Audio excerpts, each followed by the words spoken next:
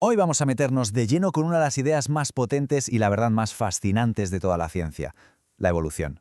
¿Cómo es posible que haya tantísima variedad de vida en la Tierra? Vamos a verlo.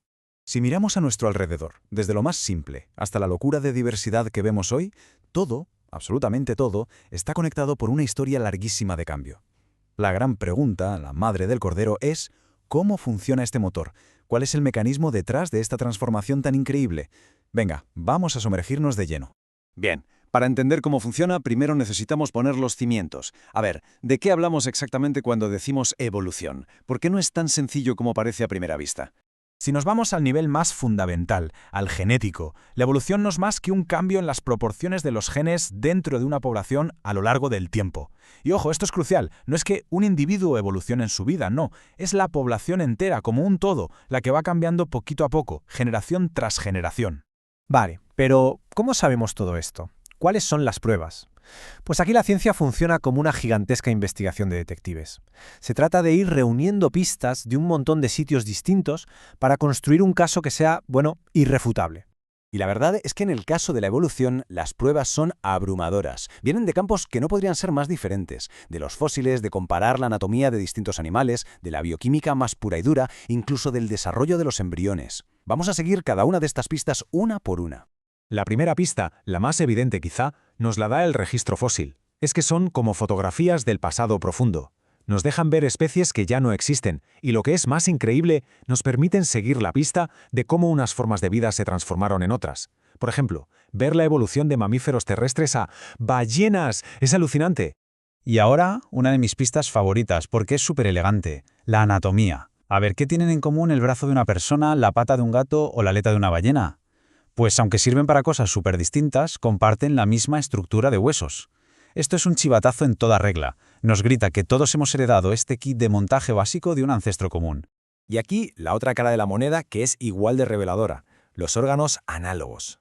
El ala de un insecto y el ala de un murciélago. Las dos sirven para volar, ¿verdad?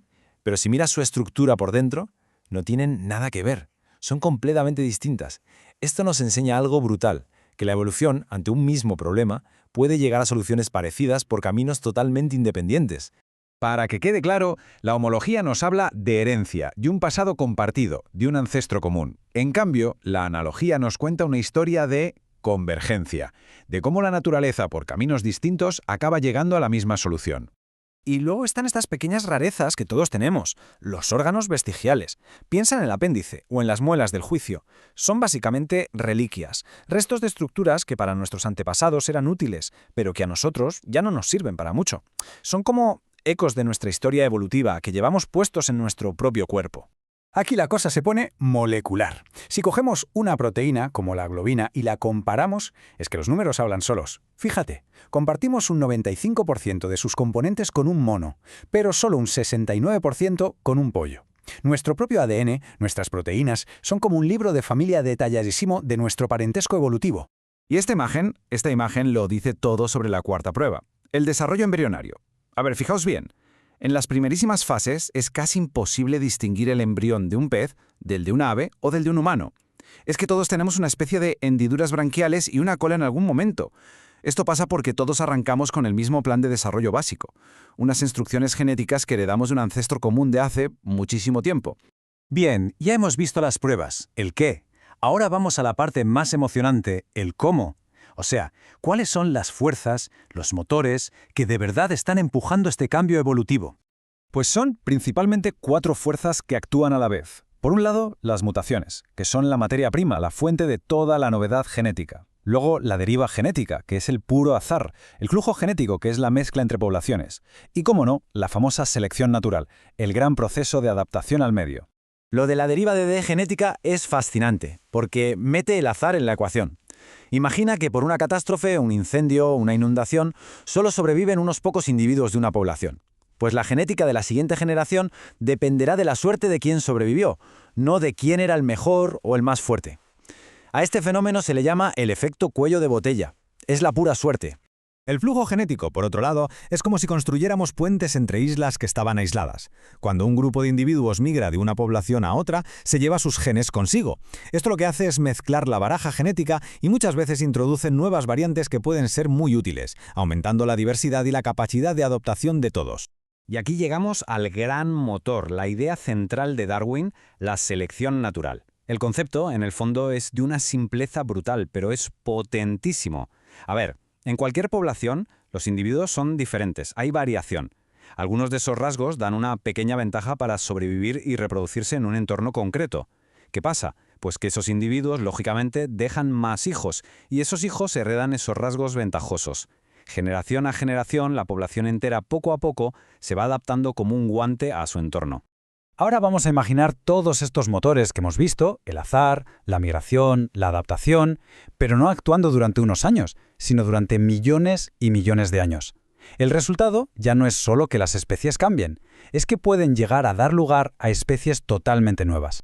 Aquí viene bien distinguir entre dos conceptos. Por un lado, la microevolución. Son esos cambios más pequeños dentro de una misma especie. Pensemos en los perros, por ejemplo. Un chihuahua y un gran danés son súper diferentes, pero siguen siendo la misma especie. Eso es microevolución.